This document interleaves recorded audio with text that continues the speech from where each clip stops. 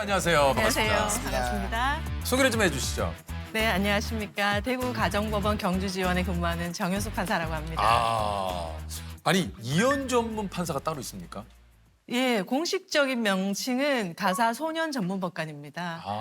네, 법원에서 선발이 되어서 가정법원에서 장기간 근무하면서 이혼 사건, 소년 사건, 가정폭력, 아동폭력, 상속재산 분할, 가정에서 일어나는 모든 일을 담당하고 있다고 보시면 됩니다. 가정에서 일어나는 모든 네네. 일을 하시는데 여기에 이제 이혼이 들어가 있는 거군요. 그렇습니다. 근데 주로는 이제 이혼 사건이 주를 이루죠. 그러니까 이제 이게 예전 드라마긴 합니다만 사랑과 전쟁에 이제 신구 선생님께서 네, 사주에 뵙겠습니다. 이게 이제 지금 판사님이 그렇습니다. 이혼 조정 절차에서 저희가 사주에 뵙겠습니다 이렇게 하는데 그게 사주라는 게 특별한 의미가 있는 건 아니고 저희 재판이 이제 사주 단위로 돌아가고 있기 때문에 그 다음 기일이 사주후다. 사주후다.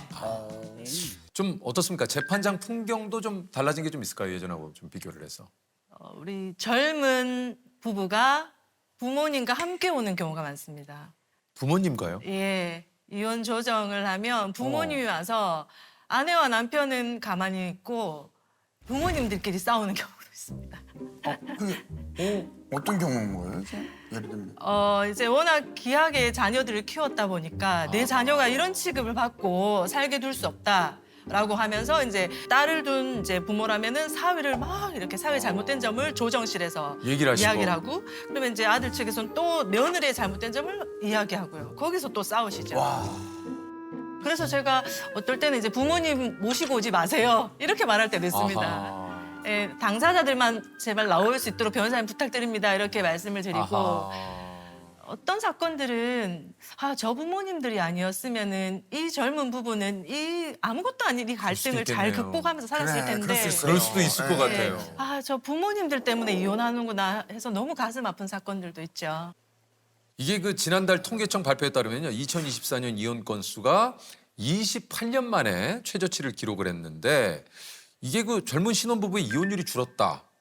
이게 맞습니까? 통계상으로는 그렇게 나올 수가 있는데요. 요즘 혼인 신고를 하지 않고 사는 신혼부부들이 많습니다. 그래서 저희 법정에서는 사실혼 해제로 인한 위자료와 재산 분할 사건이 늘고 있어요. 그것은 결혼을 했음에도 불구하고 혼인 신고를 하지 않은 경우를 저희가 사실혼이라고 부르는데요. 예. 사실혼도 이제 이혼처럼 헤어질 때는 위자료와 재산 분할을 똑같이 할 수 있습니다. 그래서 사실혼 사건이 상당히 많이 늘어났습니다. 이게 일주일이면 한 몇 건 정도의 이 판결을 좀 하십니까? 이혼 소송 같은 경우에는 하루에 50건 정도를 진행을 하루에 하고요. 50건이요? 하루네요? 네, 협의혼은 하루에 130건 정도를 확인을 합니다. 협의혼은 하루에 130건. 예.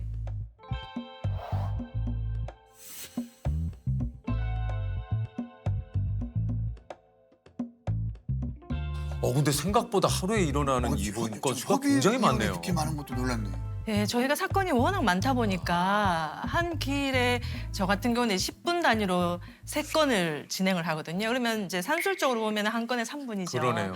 네, 저도 처음에 가정법원에 와서 이렇게 이혼을 많이 하면 그러니까요. 가정이 남아나나? 이렇게 생각할 정도로 너무 많더라고요. 판사님께서는 판사로 이제 이렇게 되신 지가 얼마나 되셨습니까? 올해 21년 차. 그러세요? 네. 그리고 이혼 소송은 2017년부터 시작해서 올해 이제 9년 차 횟수로는 이혼 소송을 담당하고 있습니다. 이게 지금까지 총 몇 건인지 혹시 기억을 하실 수 있을까요? 한 5천 건은 넘지 않을까 싶습니다. 제가 그 중에 조금 뭐 떠올리신다면 이렇게 좀 가장 많은 그 이혼 사유는 혹시 뭡니까? 늘 등장하는 사유는 부정행위, 외도. 이고요. 너 자그마치 너는 불륜이잖아. 그것도 가게 여직원이라. 외로워서 그랬다. 외로워서. 그리고 있어서는 안 되지만 폭행, 폭언, 경제적 무능력, 뭐 성격 차 이런 거는 늘상 등장하고요. 근데 가만히 보면은 딱 한 가지 이혼 사유는 없습니다. 줄줄이 다 나오거든요. 그래서 거짓말을 하게 되고 성격이 안 맞으니까 싸우게 되고 몸싸움을 하고 줄줄이 연결되어서 나오는 것 같아요. 그 이혼 재판을 또 하시다 보면 뭐 진짜 상상도 못할 기막힌 뭐 일들이 굉장히 많으시다 그래요. 네. 이게 정말 현실이야라고 생각될 정도로 드라마보다 더 드라마 같은 내용도 많아요. 그렇다면서요. 네. 그런데 이 아내가 약간 남성 편력이 있긴 했어요. 남편한테 들킬 때마다 아, 미안하다 사과를 하고 그래서 남편이 사실은 결혼할 때 조금 고민을 했습니다. 고민을 하다가 아내가 내가 결혼하면 정말 당신만 바라보고 살겠다 이렇게 표현을 해서 너무 사랑했기 때문에 결혼을 했죠. 실제로 아내가 되게 잘했습니다. 집에도 잘하고 시댁에도 너무 잘했어요. 시부모님과도 잘 지내고 하나뿐인 시동생이랑도 너무 잘 지내고요. 그래서 남편은 부담 없이 이제 시댁을 자주 왕래를 했습니다. 가깝기도 했고요. 그래서 남편은 이제 편하게 시댁에서 아내가 너무 좋아하고 편안해하니까 본인도 본인 볼 일도 보고 이렇게 했는데 어느 날 이제 시아버지가 방문을 열었더니 자기 작은 아들과 며느리 그 불륜 현장을 목격한 겁니다. 시아버지.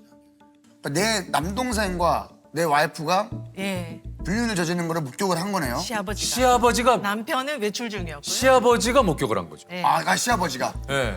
그러면 그 다음 일은 어떤 일이 벌어질 것 같습니까? 와, 일단은 아니, 상상도 일단은 못할 것 뭐- 같은데 일단은 이게 뭐야라고 아니 소리를 이걸 질러야 어떻게 되나? 해야 돼 이걸? 그런데 이 시아버지가 멈춰라고 해야 되나? 아니 좀 아니, 그러니까 아니 좀 멈춰. 아니, 아니, 지금 저 거기에 도저히 아니 그러니까 아니, 그러니까 뭔가- 우리가 이게 시아버지가 빨리 정리해라 하고는 문을 닫고 나가시는 거예요. 어? 알고 봤더니 이 며느리는 이미 시아버지와도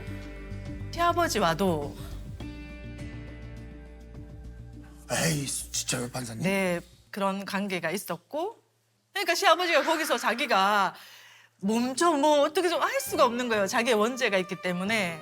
아니, 그 상식적으로 예, 내 상식적이지 형수고 않죠. 네. 내 며느리인데 네네 상식적이지 않죠. 그럼에도 불구하고 어느 날 이제 또 다시 시동생과 그런 행각을 벌이다가 남편에게 적발이 되었어요. 네, 남편이 이제 그거 남편한테 적발이 되고는 발각이 되고는 아내가 그대로 가출을 해버렸죠. 아이들도 버리고. 그래서 남편이 이제 이혼 소송을 제기했고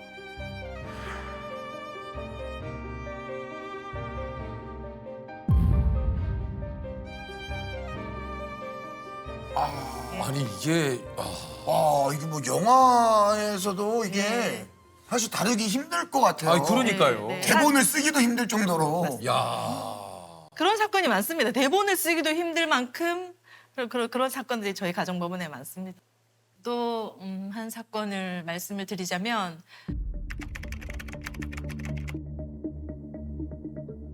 아내가 소장을 제기해서 소를 제기해서 제가 봤더니 남편은 너무 의처증이 심하고 그래서 나랑 친한 남사친을 불륜남으로 오해해서 소송을 내서 나는 이렇게 의처증이 심한 남편이랑 살 수가 없다 이런 소장을 접수를 했더라고요. 그래서 아유 이렇게 나쁜 남편이 다 있나 이렇게 생각을 하고 이제 남편이 낸 답변서를 열어봤더니 그 이제 남사친은 아내의 첫사랑이었어요. 그리고 불륜이 맞았습니다. 이 남사친은 아내를 교묘하게 가스라이팅을 해서 아내로부터 돈을 받아서 썼어요. 네.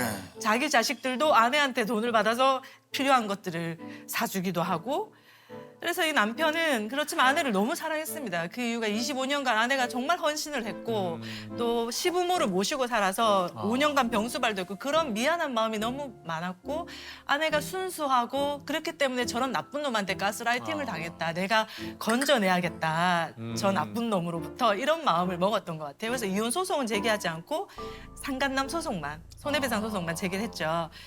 그런데 이 상간남이 처음엔 잘못했다고 했다가 며칠 뒤에 문자를 하나 보냈는데 남편에게요. 당신은 이 게임에서 완전히 졌소. 내가 죽으면 당신은 당신의 아내에게 살인자란 각인을 씌워줄 테고 그래도 당신 아내가 당신이랑 살까? 내가 이겼고 당신이 졌소. 이러면서 자살해버렸습니다. 근데 남편은 그 문자 내용만 보여줬어도 아내가 금방 이렇게 마음을 돌이킬 수 있지 않았을까 했는데 아내가 또 너무 큰 상처를 받을 거라 받을까 봐. 생각하고 이야기를 하지 않고 그냥 이혼 소송에 나와서 아닙니다. 나쁜 사람이 이 말만 했었어요. 그래서 부부 상담을 보냈죠. 그런 사건의 경우에는 좀 회복의 가능성이 있지 않을까. 근데 그 부부 상담을 조금 오랜 기간 텀을 두면서 남편이 그런 문자를 받고도 본인한테 말하지 않았다는 것을 그때서야 알게 되고 그래서 남편이 정말로 자기를 사랑한다는 것을 인지하고 회복이 되었죠. 남편의 수뇌부가 그 가정을 회복시킨 거죠. 그런 거네요. 그런 거예요. 아, 절대 이런 배우자 만나면 안 된다 하는 게 좀 있습니까?